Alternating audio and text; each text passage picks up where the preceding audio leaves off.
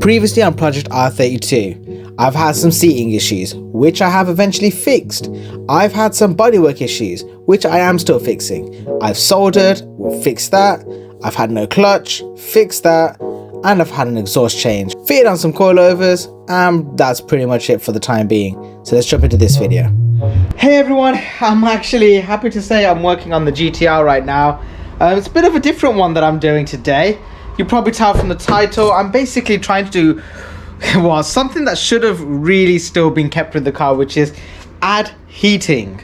Because of the way this car's been built previously, it has zero heating in it. All it does is can circulate air at maximum speed through the car, but basically the coolant lines that run from the engine over into there, they don't exist anymore. I'll actually open the bonnet and I'll kind of explain to you what I mean by that. Camera. Looking at the engine, everything looks pretty normal. Apart from when you come over and look through this way, you'll see that there's no pipes going into the back of there.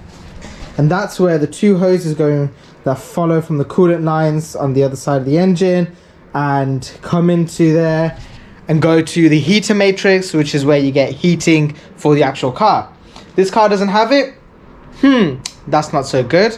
But I guess it's quite a common thing. A lot of people remove it or take it off, especially if the car is being used for track or anything like that. And that's kind of what this car was set up for, hence the roll cage all the way through and all the other dodgy stuff that's gone on with this car. But I think the best thing to do right now is instead of adding the original OEM cooling and all this, the original OEM heating and all these other bits and pieces, I'm going to look at adding electrical fans.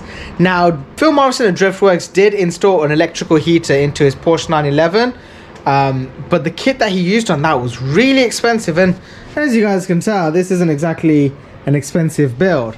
So I thought, what's the cheapest way of getting some heating into the car? So is adding these little heaters. They take very low power, and actually as long as the main heater lines get enough power going to them, it's not actually that bad in terms of its strength.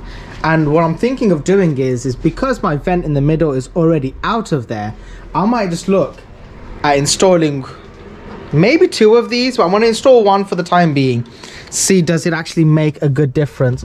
But it can basically somewhat fit in there, and I'll obviously make it a little bit nicer and stuff later on. You guys can see just how it looks, and it could actually look fairly decent, obviously focused more towards being a street race car, but it means I will get a little bit of heating in the car. And it's with winter and stuff, I don't really care about driving it in the rain so much. I'll happily drive it out and about. So you do need heating though, because when the windows get steamed up, it takes a long time if it's not actually hot air.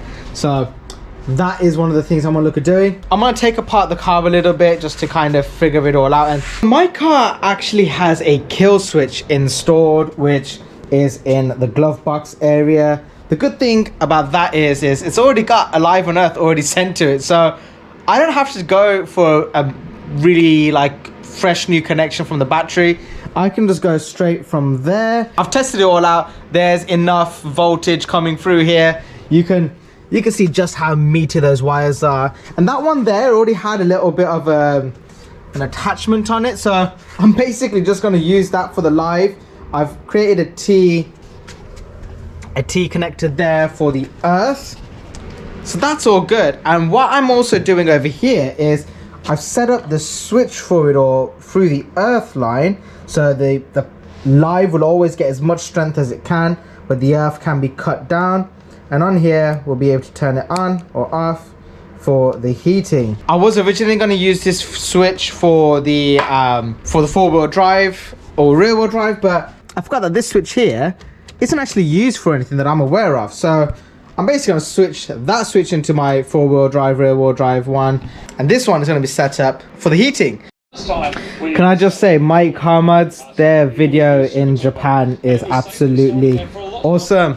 I really miss Japan and being there and stuff, so but yeah, I'm gonna leave that in the background and leave it off. Catching up with regards to the heater, and I've got it to work. The earth point I've moved over to there. It's just a better earth.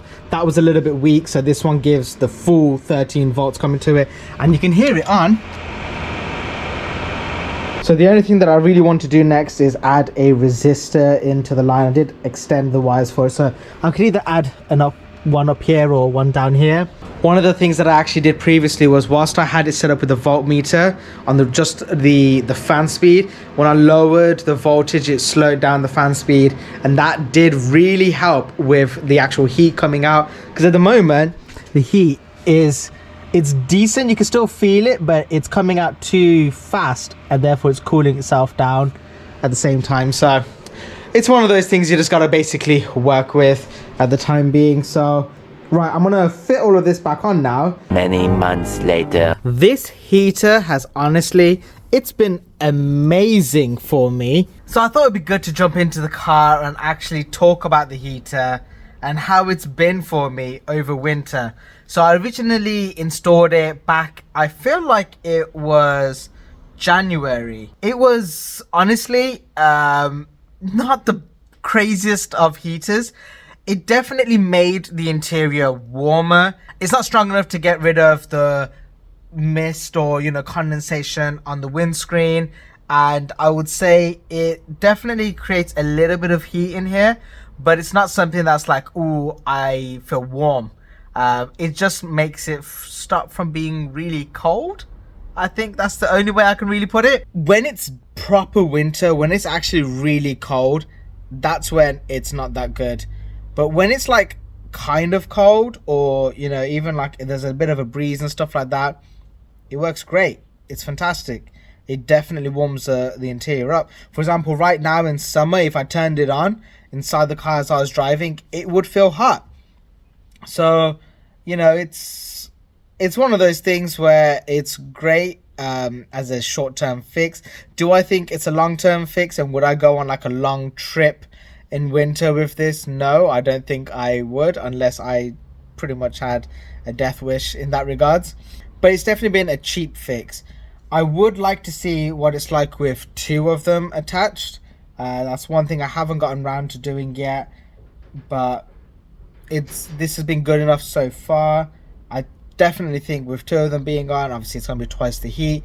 It'll be twice as warm, hopefully. Then again, I have to be realistic in saying that if you're going to do this and you actually do want some serious heat coming into the car, you're better off going for I think it's called the T5 electric heating and stuff like that Driftworks did on the Porsche. Haven't heard anything of an update in regards to it, but that's one of the things that I would like to report back. This has helped. It's definitely cheap. It's cost me like £20 to do in total. With the extra fan, I think that was another like £15, so £35, and I've got heating inside of the car, which is important. You know, I actually think that's great value for money. And if this is a small car or a small cabin that you're looking at doing this to, then it will work great. If you're literally looking to add a little bit of heating into a car that doesn't have it anymore, like for example this car having it all gutted out, it's better than nothing. I think this build is going to be changing a little bit in the future. The 32 is somewhat changing. There's a couple of bits and pieces that I'm doing to it. Don't mind the bodywork, it's supposed to be used and abused like that. This car is not going to be ready for paint anytime soon, but there are bits and pieces that I am constantly doing to it, so that's exciting.